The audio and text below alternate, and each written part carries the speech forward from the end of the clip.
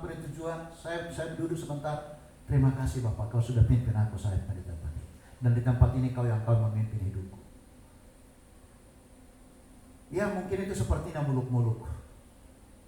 Karena banyak orang gak berdoa begitu juga aman-aman aja hidupnya. Gak apa-apa. Karena memang banyak orang yang suka berdoa hidupnya tidak aman. Gak apa-apa juga. Tapi percayalah, Tuhan tidak pernah ingkar janji dalam firman. Karena apa? Final bukan yang kelihatan sekarang. Dengarkan saya baik-baik. Final hidup ini bukan yang sekarang. Boleh saja orang tidak berdoa, boleh saja orang tidak beribadah, boleh saja orang melakukan banyak dosa, hidupnya aman-aman, kaya raya, makmur, anaknya sehat-sehat semua. Tapi ada orang berdoa siang dan malam, baca firman Tuhan siang malam, ibadah siang malam, tapi hidupnya mungkin susah. Tapi saya katakan, ini belum final. Finalnya nanti. Dan Tuhan tidak pernah dusta.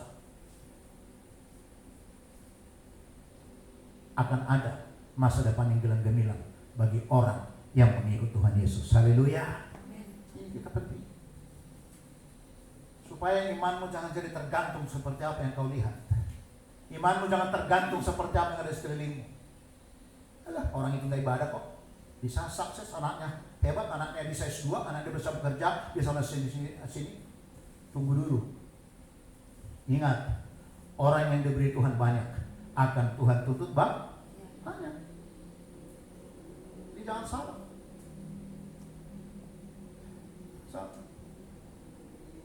Ya. Banyak orang berbuat dosa kaya raya, tapi ada banyak orang beribadah melarat.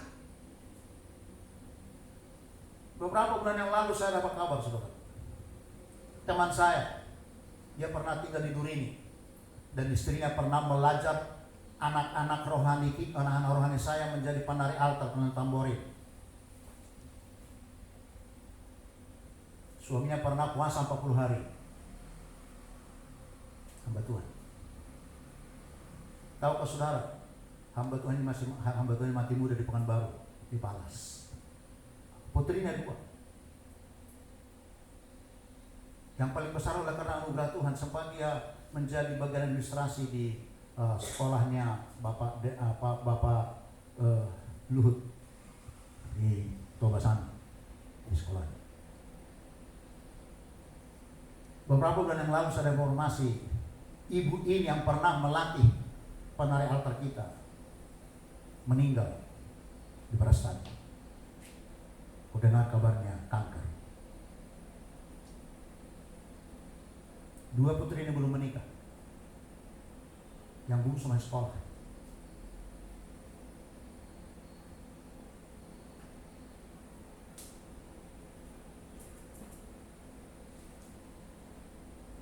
Dan saya dengar informasi, ada seorang anak Tuhan yang memiliki hati Tuhan, mengambil mereka dibawa ke Jakarta. Dan saya anak yang paling besar ini sudah bekerja di tempat yang lumayan. Dan anak yang paling kecil ini, keluarga inilah yang membiayai sekolahnya.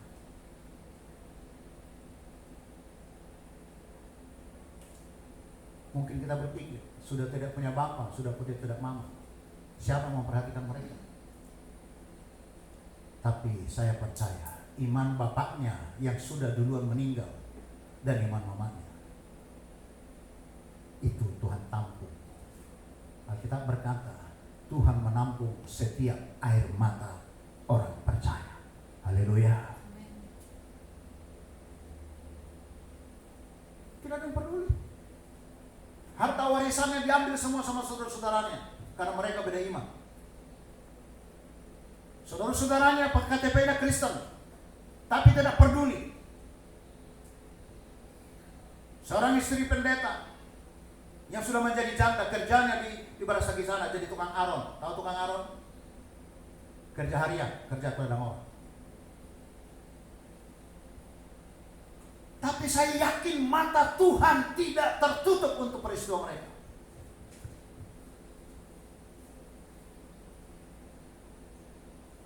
Sekalipun seketika sepertinya sangat menderita. Masih kecil papanya sudah meninggal. masih butuh pertolongan, mamanya meninggal, dan mereka hamba Tuhan. Saudaraku, Tuhan bilang, damai sejahtera-Ku kuberikan kepadamu, tidak sama dengan dunia ini. Oleh karena jangan takut dan jangan gelisah hatimu. Haleluya.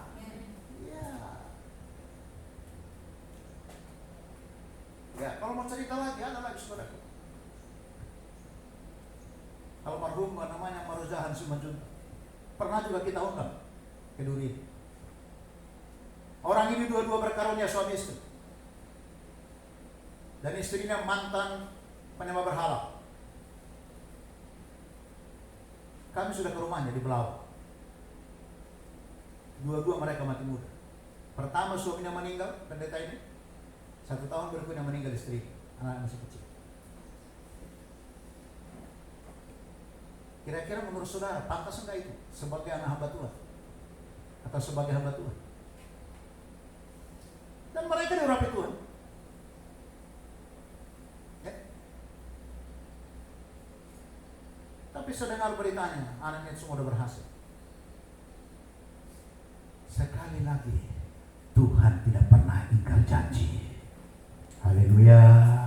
Yang sering ingkar janji kita, yang sering munafik itu kita yang sering munafik. Itu Tuhan adalah. Nah, fungsinya, maknanya memimpin kita. Yang selanjutnya apa? Makna yang selanjutnya untuk menjadi saksi. Menjadi saksi kita di hadapan Tuhan. Coba lihat rujukannya, Roma 8 ayat 16. Roma 8 ayat 16. Roh itu bersaksi bersama-sama dengan roh kita. Lihat, roh itu roh besar, bahwa kita adalah anak-anak roh itu. Jadi roh itu bersaksi, menyaksikan kita di hadapan para malaikat, di hadapan para mandapa, bahwa kita anak-anak Tuhan. Saya bisa bilang apa yang kurang? Dari pihak Tuhan tidak ada yang kurang. Yang kurang itu dari pihak kita. Ya. Oke, ini yang tidak kalah penting saudaraku. Melihat 1 Korintus 14 ayat 4. 1 Korintus 14 ayat 4. Ini tidak kurang tidak kurang lebih penting, artinya penting. Oke? Ini dia. Oke? Siapa yang berkata-kata dengan bahasa roh, ia membangun dirinya sendiri. Tetapi siapa yang bernubuat, ia membangun jemaat. Saudara, perhatikan baik-baik. Siapa yang berkata-kata dengan bahasa roh, atau siapa yang mengalami baptisan Roh Kudus, ia membangun dirinya sendiri. Saudaraku, bahasa roh itu membangun diri kita, membuat kita keregatan, membuat kita punya semangat, membuat kita antusias, membuat kita haus dan lapar akan Tuhan. Itu makna Roh Kudus itu kan. Saudara, saya sebagai manusia masih punya darah dan daging. Kadang-kadang ada darah-darah tertentu, kadang-kadang atau ada pada masa-masa itu aku ketakutan. Takut. Jangan ada misalnya melalui darah-darah tertentu. Kadang-kadang bulu kuduk saya berdiri tiba-tiba. Nah, pada saat kondisi seperti itu, yang ada dalam diri saya spontan saya akan berbahasa roh. Spontan saya akan bahasa roh.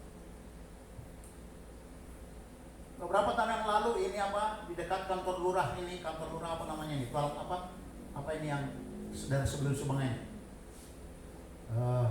Lewat turbin, kantor lurah lewat turbin apa itu? Dulu kan di situ kan sering terjadi kecelakaan.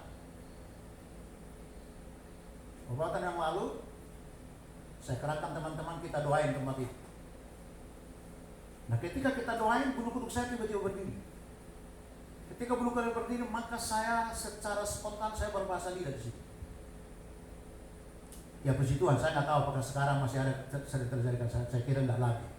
Waktu terakhir sepertinya ada buru tampu bolon, boncengan di situlah sepertinya terakhir waktu itu kecelakaan di situ. Yang ke sana, jadi bukan gate 117, yang ke sananya itu, yang dari kantor lurah. Ada gorong-gorong di situ, ada orang jualan apa di situ siang dan malam. Nah sekarang juga ada kantor Pertamina seperti di situ. Nah kita doain. Dan saya bahasa leaders. Ya puji Tuhan, menurut saya sepertinya sampai sekarang udah berapa tahun dan ada kecelakaan. Itu tikungan GKKD kan di situ, kilo 83 itu. Itu hampir tiap minggu jatuh mobil di situ. Hampir tiap minggu. Dulu. Jadi tarik mobil sekarang, 2 hari lagi masuk lagi mobil. Tarik, masuk lagi mobil. Nah, waktu itu saya bilang sama teman-teman, ayo kita doain. Puji Tuhan. Sepertinya sampai sekarang gak ada lagi mobil jatuh di situ. Apa karena kita hebat? Bukan, karena Roh Kudus hebat. Roh Kudus menjamin firman-Nya. Itulah pentingnya namanya baptisan Roh Kudus. Membangun diri kita. Gak usah kita sibuk orang lain. Diri kita pun kalau terbangun udah hebat. Bukti diri kita terbangun, maka hidup kita bisa menjadi kesaksian bagi orang lain. Tapi kalau hidup kita tidak terbangun, gimana kita jadi kesaksian sama orang lain? Itu makanya kita kadang-kadang begini. Orang yang belum bertobat mengeluh. Kita pun mengeluh sama dengan keluhannya. Saya bilang ada yang salah. Harusnya apa? Kalau kita sudah mengalami Roh Kudus, kita sudah mengalami namanya damai sejahtera yang Tuhan berikan kepada kita. Ketika ada orang mengeluh akan penderitaannya, kita harus tampil berkata semangat. Gak perlu, iyalah Eda, iyalah Namboru, iyalah Tulang, aku juga begitu. Apa bedanya? Apa bedanya? Kalau keluhan kita sama dengan keluhan orang yang gak bertobat. Nah untuk itu Roh Kudus perlu. Supaya kita jadi saksi. Haleluya.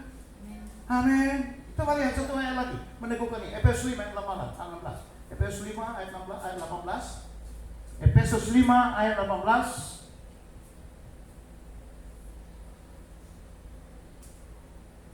Nih dia.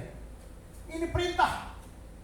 Coba kita baca sama-sama 3, 2 ya. Dan janganlah kamu mabuk oleh anggur, karena anggur menimbulkan hawa nafsu. Tetapi hendaklah kamu penuh apa? Penuh Roh Kudus. Penting penuh Roh Kudus itu. Itu lebih penting daripada dompetmu berisi uang. Dompet kita boleh tidak berisi uang, tapi kalau hati kita penuh Roh Kudus, itu lebih daripada uang kita. Ini firman Tuhan. Kalau ada yang berani melawan, silakan aja. Tapi saya tidak mengajarkan demikian. Ayat ini berkata, dan janganlah kamu mabuk oleh anggur, karena anggur menimbulkan hawa nafsu. Maka jangan sampai mabuk, jangan sampai peminum. Boleh aja dia sehat-sehat sekarang, tapi ingat, Tuhan setia dan adil. Tetapi hendaklah kamu penuh Roh Kudus.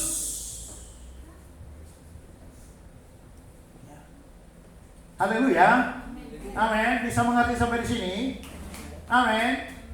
Ya. Jadi saudara harus berjuang itu. Bereskan hati kita di hadapan Tuhan. Tuhan, penuhi hatiku dengan Roh. Tuntun aku dengan Roh Kudus. Perlu doa kita. Pergumulan kita perlu serius. Itu perlu serius. Yang selanjutnya apa? Membangun kerajaan surga, menyingkirkan kegelapan.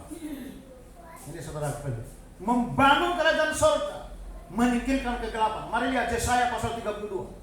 Yesaya pasal 32. Ini 500 tahun sebelum Tuhan Yesus lahir loh ini. Ya. Yesaya pasal 32.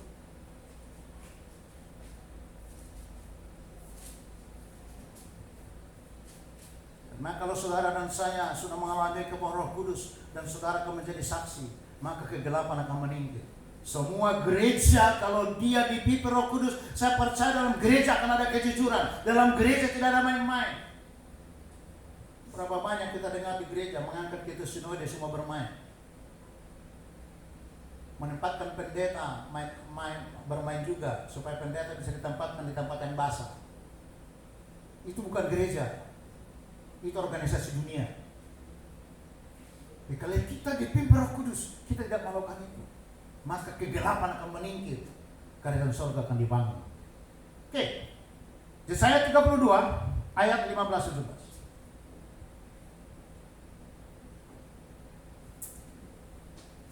Ayat 15.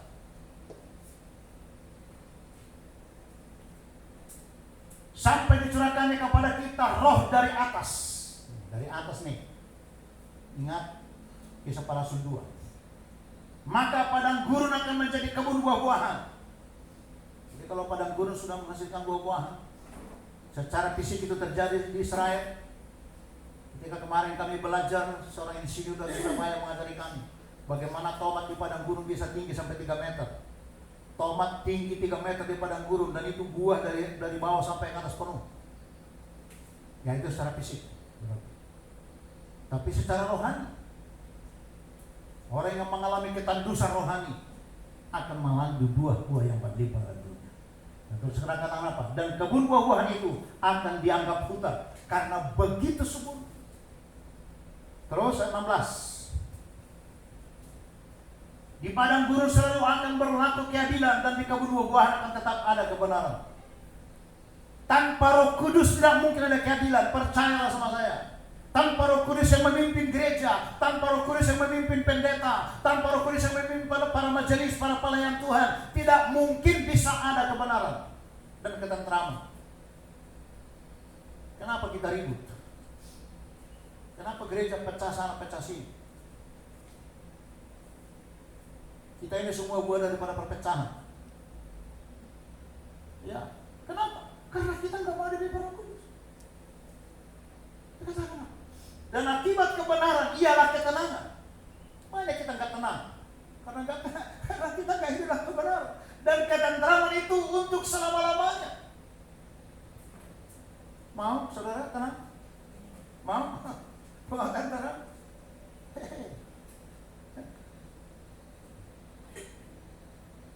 Jadi kegelapan akan meningkir ketika kita seperti ini, saudara-saudara. Yang terakhir, sebentar kita akan berdoa kudus. Supaya kabar baik sampai ke ujung dunia. Dan itu sudah dimulai pada hari Pentakosta. Murid-murid itu tidak mengerti bahasa mereka itu. Bahasa bangsa-bangsa yang ada pada kita itu yang berkumpul di Yerusalem. Tapi Roh Kudus mengaruniakan kepada mereka bahasa roh yang bisa mewakili bahasa setiap suku bangsa pada ketika itu yang hadir di Yerusalem pada hari panen raya itu. Dan itu juga sudah dinyatakan. Mari lihat Yesaya pasal 49. Ini dia. Roh Kudus akan mendorong kita, Roh Kudus akan menolong kita sampai ke bangsa-bangsa. Oke. Yesaya 49:6.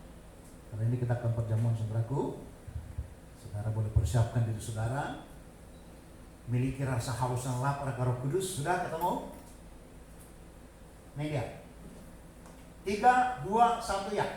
Terlalu sedikit bagimu hanya untuk menjadi hambaku, untuk menegakkan suku-suku Yakub dan untuk mengembalikan orang Israel yang masih terpelihara. Tetapi aku akan membuat engkau menjadi terang bagi apa? Bangsa-bangsa, supaya keselamatan daripada aku sampai kemana? Ke ujung bumi. Ini tujuan Tuhan, memenuhi gereja dengan Roh Kudus, supaya berita keselamatan sampai ke ujung bumi. Tanpa Roh Kudus, saya percaya, saya belum pernah ketemu dengan almarhum Nomensen. Saya yakin Roh Kudus yang mendorong dia bisa datang dari Jerman, datang ke Tanah Batak. Karena sebelum dia juga di Tanah Batak sudah ada banyak misionari yang sudah dibunuh. Dan dia datang dari Jerman ke Tanah Batak berbulan-bulan di kapal laut, bukan dari udara. Dan dia tahu di Tanah Batak ada hal yang harus dihadapi. Ada istiadat, perdukunan, sihir, mantra, dan sebagainya. Tapi Roh Kudus mendorong dia sehingga dia rela meninggalkan keluarganya di Jerman, dia datang ke Tanah Batak. Itu tidak mudah. Tidak mudah. Ada Roh Kudus yang mendorong dia, Roh Kudus yang menuntun dia. Puji Tuhan, lewat beliau berdirilah satu organisasi namanya Gereja HKBP di Tanah Batak. Dan itulah awal mula ada kekristenan di tanah Batak. Dan maka terjadi konfrontasi. Masa nomen seorang meninggal nggak ada yang nari-nari. Nggak ada yang nari, orang meninggal nggak boleh ditontori. Nggak ada musik-musik gondong-gondong. Nggak boleh ditangisi pada kepanjangan. Itu masa dia. Jadi tidak berlaku adat istiadat orang Batak itu pada masa dia. Itu berlaku setelah ada mulai pergeseran kepemimpinan, mulai cari muka supaya diterima orang. Bergeserlah ke Sindudia, mulailah lagi merajalela semua. Nah saudaraku, Roh Kudus yang menolong dia. Oleh karena itu saudara, sekali lagi saya mau katakan, mari serius. Kalau saudara ingin mengalami Tuhan dalam hidupmu, mengalami Tuhan dalam usaha pekerjaan dalam rumah tangga, izinkan Roh Kudus memenuhi hidupmu. Izinkan Roh Kudus menuntun hidupmu. Supaya apa? Supaya hatimu tenang, hatimu damai, supaya tidak gelisah dan kegelapan akan tersingkir. Saudaraku, berapa banyak kegelapan masih ada dalam rumah tangga kita sebuah anak Tuhan. Apa itu kegelapan? Kalau kita terus bertengkar, berselisih, apa itu bukan kegelapan? Tapi kalau Roh Kudus yang memimpin kita, itu tidak terjadi. Yang terjadi adalah terang dan tenang. Dan lewat hidup kita, berita keselamatan, berita Injil akan sampai ke ujung-ujung bumi. Saudara rindu itu. Kalau saudara rindu, mungkin saudara tidak sampai katakanlah ke Ethiopia. Mungkin saudara tidak punya niat pergi ke Afrika. Tapi paling tidak, saudara bisa menyisihkan persembahan saudara untuk penginjilan orang-orang ke luar negeri. Saudara bisa menopang mereka. Saudara bisa menerima. Dan itu tidak dipaksa. Ketika Roh Kudus mendorong saudara. Kalau karena dipaksa, saudara akan bersungguh-sungguh. Percayalah, kadang-kadang kita melayani juga karena terpaksa bersungguh-sungguh. Percaya. Tapi kalau Roh Kudus yang mendorong kita, hati kita akan bersukacita. Nah, sekali lagi, mari kita alami Roh Kudus dalam hidup kita. Berdoalah dengan serius kepada Tuhan supaya Roh Kudus menolong saudara dan saya, menuntun saudara dan saya sampai kepada akhirnya, yaitu Yerusalem baru. Haleluya. Kita akan berdoa, kita akan sebentar akan perjamuan kudus saudaraku.